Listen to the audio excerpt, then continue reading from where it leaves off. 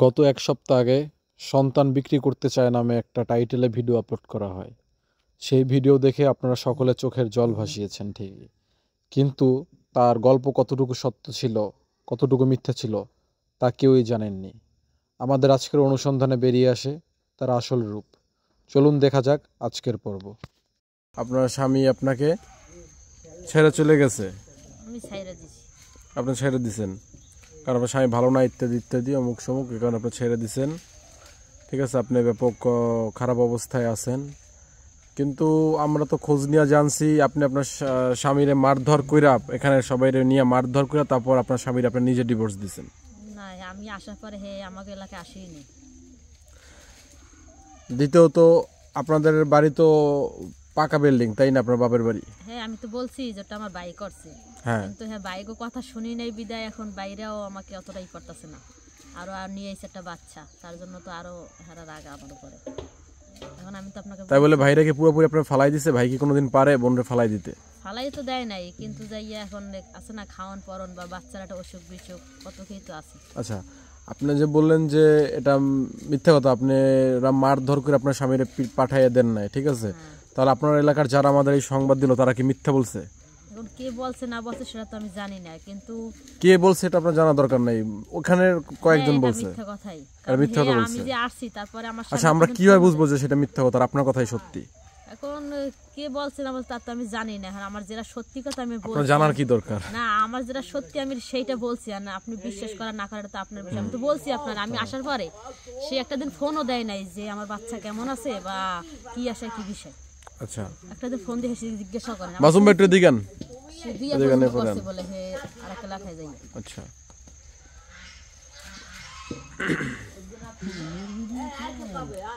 কারণ আপনি কাইম ভাই, আপনারা তারপরে আলিম ভাই আপনার এলাকায় যে কি কি শুনছেন ওনার এই ওনাদের এই ফ্যামিলিগত বিষয় একটু যদি বলতেন আমাকে। শুনছি যে কিস্তি উড়েছে বলে, কিস্তি উড়িয়ে বলে জামাইরে মারিয়া কিস্তি বলে কয় জামাইরে তো চালাইছে। আচ্ছা, আর কি জামাইরে প্রেশার দিছেন? আচ্ছা, আমাদের একটু বলতে দেন, আগে অভিযোগটা শোনেন তারপরে সত্য না মিথ্যা আপনি বললেন।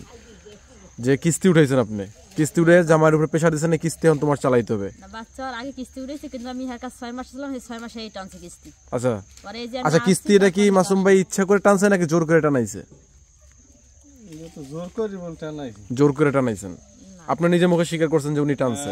টানছে, আমি এর কাছে 6 মাস ছিলাম, 6 মাস টানছে, কিন্তু আমি আসার পর আর বাকি 6 মাস হলে 6 মাস টানছে আমার মা। এরা দেওয়া হইছে। আচ্ছা, ডিভোর্স আপনারা দেওয়া হয়েছেন জোর করে? না, হে তো আসেই নাই, আমি কাগজ পাঠাই দিয়েছি, কাগজ পাইছি কিনা সেটা আমি সঠিক জানি না। না, এরা যে খোঁজ নেছে, খোঁজ নেওয়ার পর এরা বলে জানছে মূলত ওই প্রস্তাবের জন্য আর কি খোঁজ নেছে। এরা বলে আমি জানছে যে এরা বলে জোর করবে এখানে আনার পরে আনিয়ে বলে মারধর করে দিতে। না, এটা হয়েছে কি মানে আমাদের বাচ্চা হয়েছে তো 1 মাসের মাথায় আমার স্বামী আমাকে নিতে আসছিল, তো সেই সময় হে আইসা না অনেক পাগলামি করছে এনে আইসা। তারপর আমি রাগের মাথায় বলছি কি জান হে জানে এত পাগলামি করতে আসছে, আমার বাচ্চা হয়েছে তাও জানে ভালো হয় নাই, তাহলে আমি আব্বা এখন তুমি কাজী ডাকো, হ্যাঁ আমি এখন সাইডে দিন। আর সত্যি কথা বলতে হয় আমার বাপ মায় কাল কাজী আনছিল। পরে আমি জিদের মতো আমি সিগনেচার দিচ্ছি, কিন্তু হে সিগনেচার দেয় নেই।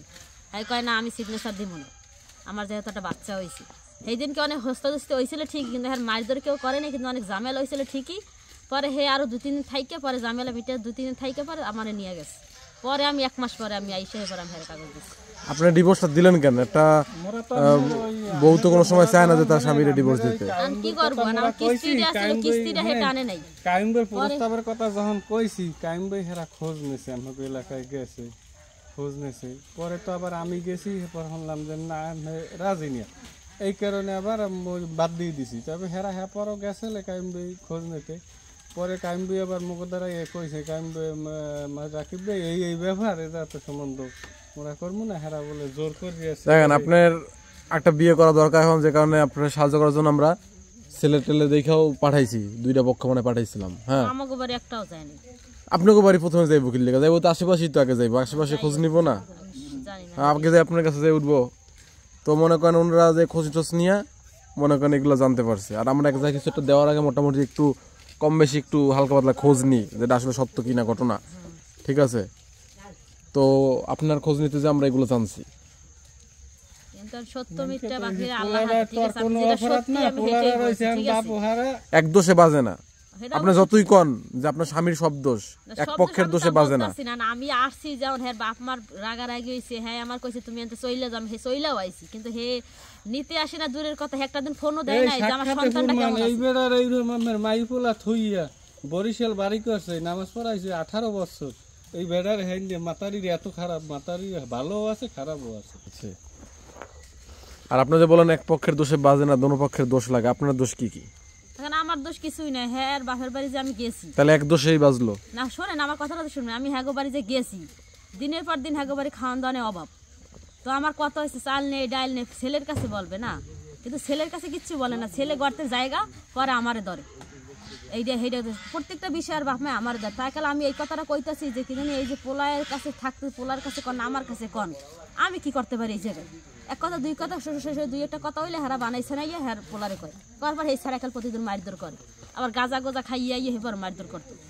এখন মারধর যদি করে কতদিন সহ্য করা যায় এটা আপনিই বলেন। মারধর করতে আমি তো আসলে মারধর করতো কিনা এটা কেমনে বুঝবো? আর কেমনে বুঝবেন, হ্যাগো বাড়ি হয়েছে তাই পটুয়া খালি, আর এটা তো বোঝার কোনো সিস্টেম নাই যে কিন্তু ওই দেশ এই দেশে তো কোনো কেউ সাক্ষী দিবে না বা কেউ বলবেও না, কারণ পটুয়া খালি থাকে। তো আপনি এইটা যাচাই করে দেখেন হে বান্ডারি থেকে চুরি করে ধরা পড়ছে, জেল খাটছে কিনা সেইটা জিজ্ঞাসা করেন। বান্ডারি থেকে চুরি করে ধরা পড়ছে? কোন জায়গায় চুরি করছে? ওই যে বড় যে মেডিকেলটা সেকাল শুরু থেকে আর বাপুতে কাজ করছে, কাজ করার পরে তারপরে কি কি জানি নিচে পরে ই করছে, আমার বাবার বাড়ি থেকে আমি টাকা নিয়ে পরে আমি জামিন করাইছি, সেকাল বিয়ের 3 মাস বয়স, এখন তো 3-4 বছর হয়ে গেছে। এটা আপনি খোঁজ নিয়ে দেখেন যে এটা সত্য না মিথ্যে। পরে ঢাকায় নিয়ে চাকরি দিছে, হেনা এমপির মিল যে মোটর চুরি করছে এমপি, কি জানি এমপির নাম সালাউদ্দিনের মিল, আপনি যে কি জানি নাম বলছিলেন হেন না যে নারায়ণগঞ্জ, এই সালাউদ্দিনের মিলে এমপি আলে সালাউদ্দিন না জানি কে হ্যার মিল থেকে মোটর চুরি করে পরে ধরা পড়ছে।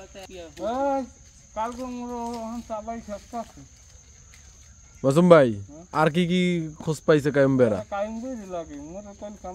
কাইম ভাই তো আছে ওই খেতে, কাইম বেড়া একটু যাইতে হবে, কাইম বেড়া একটু শুনবো কি অবস্থা। দেখা যাক, আরো বিচার বিবেচনা করি। আপনি যে একটা সাহায্যের আবেদন করছিলেন, বিচার বিবেচনা করে তারপর যদি দেখি, তারপর দেখা যাক কি হয়। আপনার বাপের 3 তলা ফাউন্ডেশন দিয়ে বিল্ডিং আছে, এটা তো আপনি নিজেও স্বীকার করেন। আপনাকে আগেই বলছি আমার ভাই একটা বাহিরেও থাকে বর্তমানে, কিন্তু আমার সাথে এখনো কথা বলে না, কারণ আপনার বাপের 3 তলা ফাউন্ডেশন, আপনি কি আর বাপের ঘরেই থাকেন?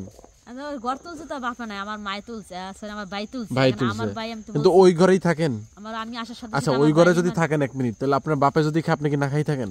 না খাওয়ান লগ্নে তো আমার কোনো কষ্ট নেই, আমি তো বলছি আপনার, খালি কষ্ট হয়েছে আমার বাচ্চার অসুখ বিসুখ এইটা সেইটা সবকিছু তো আছে, আমি বলছি তো চাকরিতে যাম। আচ্ছা আপনার ভাই নিলে আপনার ফলাই দিছে, আপনার বাপেও কি আপনার ফলাই দিছে? ফলাই দেয় নাই? তাহলে আপনার ছেলের একটা কিছু হইলে আর কি নাতির কিছু একটা হইলে দেখে না?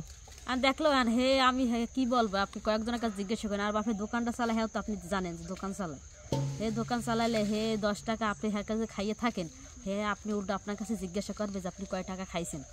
এখন যে ভালো হেতো বলে যে আমি 10 টাকা খাইছি, যে ভালো না হেতো আমি 2 টাকা খাইছি, হে এক সময় মাল উড়ায়, উড়ানোর পরে 2 দিন পরে মালটা শেষ হয়। এই যে ঘরে 2 কেজি 3 কেজি করে চাউল আনে, এখন কষ্ট মষ্ট করে না খাই থাকে না, কষ্ট মষ্ট করে ভাই কোন দেশে থাকে? হে থাকে জর্ডান। জর্ডান আছে, ভালো অবস্থায় আছে নাকি? মোটামুটি ভালো অবস্থা থাকলে এখন হে দেশে বলে কাম কাজ কম, আবার হ্যাঁ মাসকে কিস্তি আছে 20,000 টাকা, এরপর দেনা পাওনা করে গেছে হেঁটে দিতে আছে। এখন হে আমি তো আপনার বলছি, হে বলছি যে কেন ওই আমার গলে উঠছে, কারো ঘর থেকে নামাই দাও, আর মাই করতেছে আমি যতদিন বাচ্চা থাকি আমার মাইয়া থাক, আমি ঘর দেওয়ার মাইয়া নামাই দিলে আমিও নামবে যাম। এখন মায়ের উপরে তো আর কোনো কিছু করতে পারতেছে না, কিন্তু খাওয়ানোর পরে আমার সাথে আজ পর্যন্ত কথাও বলে না আমার ভাই, কারণ হ্যাঁ কথা মতন ঘরে উঠি নাই আগেই, তার জন্য এরা কইতাছে আমি আগে শুরু থেকেই কইছি যে আর সাইডা দে সারে নাই, যারা একটা বাচ্চা হয়েছে ওর বসে বুঝছিল। ঘটনা কি ওনার নিজে গেল, উনি আপনার পাশের বাড়ির? আচ্ছা একটু কাছেন, একটু কাছেন আপনার পাশেরই বাড়ি? ঘটনা কি উনি ওনার স্বামীরে মারধর করছে, এটা সত্য? সত্য? আচ্ছা শোনেন তাইলে, সত্য কথা না?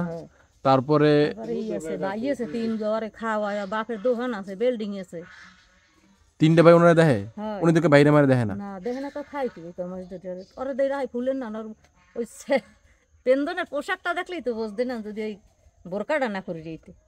তাই ভালো জামা কাপড় পরে ওরা থাকে আইছে তাই? তাই কি আবার কোনো একশো চাউলের লোক মানের দর যাওয়া লাগে না। 3 তলা যে একটা বিল্ডিং আছে 3 তলা যার একটা বিল্ডিং থাকতে পারে। আর মাঠে দোকান দেয়, সামনে মসজিদ একটুখানি নামাজ টামাজ পড়া হেন। আর ওই যে 20 দিনে এই 3-6 মাস ধরে যে ঘুরি আমি ঘুরতে ঘুরতে ঠ্যাং এই ব্যথা হয়ে গেছে। হ্যাঁ ওনার নামে কিন্তু বাজেট হয়ে গেছিল প্রায় ই করছে সেলাই মেশিন। হ্যাঁ হ্যাঁ তো আমি বললাম যে দিতে আমি তারে বলছি যে দাঁড়ান একটু বুঝে শুনে নি, কারণ ওনার নামে অনেক অভিযোগ আছে। না না হ্যাঁ তো গরিব নেই, না না না ওনার লাগে না এগুলা, না। না না, গরিব নেই। কারণ একজন একটা জিনিস দিবে, দেখা গেলো জাকাতের পয়সা দিবে, আর এটা যদি আমি ঠিক জায়গায় যদি না পৌঁছে দিতে ওই পারি, কি এত গরিব নেই। না রাস্তায় গরিব আছে কত, কামতে আছে।